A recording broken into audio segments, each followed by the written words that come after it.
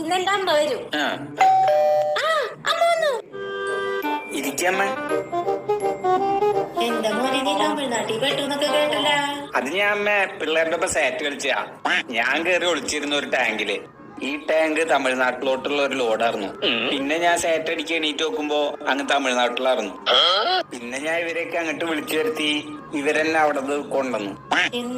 എന്നിട്ടെന്താ ഞാൻ പിറ്റേ ദിവസം പോയി സാറ്റ് അടിച്ചു. എന്താ മോനെ നീ ഇങ്ങനെ ഒരു പോഴനായത്? വിചാരിച്ച അച്ഛനും അമ്മയ്ക്കല്ല ജനിച്ചേ, കിട്ടിയ അച്ഛനും അമ്മയ്ക്കാ ജനിച്ചേ.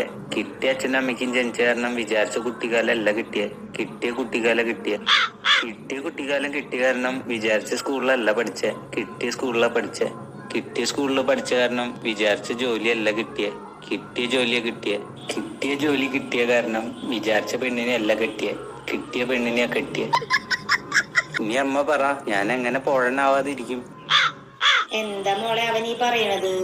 അമ്മ വിചാരിച്ച മരുമകനല്ല അമ്മയ്ക്ക് കിട്ടിയത്, കിട്ടിയ മരുമകനെ അമ്മയ്ക്ക് കിട്ടിയ മരുമകനെ കിട്ടിയ കാരണം അമ്മ വിചാരിച്ച പോലെ ആൾക്ക് സംസാരിക്കാൻ പറ്റില്ല. ആൾക്ക് സംസാരിക്കാൻ പറ്റുന്ന പോലെ സംസാരിക്കാൻ പറ്റുള്ളൂ. അതുകൊണ്ട് അമ്മ ഇത് ക്ഷമിച്ചേ മതിയാവും. ഞാൻ പറഞ്ഞത് ശരിയല്ല ചേട്ടാ? അശ്ശോ ചേട്ടാ, ചായ ഉണ്ടാക്കി ഒരു പാക്കറ്റ് പാലും ഒരു പാക്കറ്റ് മിക്സർ വാങ്ങിച്ചോണ്ടാ. പിന്നെ എന്തൊക്കെയുണ്ട് അമ്മ വിശേഷം?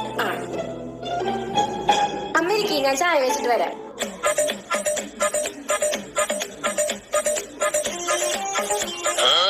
അയ്യോ മിച്ചർ തരാൻ മറന്നല്ല അവള്. പിന്നെ എന്തൊക്കെയുണ്ടമ്മ വിശേഷം?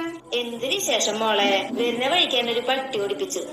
ഇത്ര അകലത്തില് മിച്ചർ ഇരിക്കുന്ന അകലത്തില്.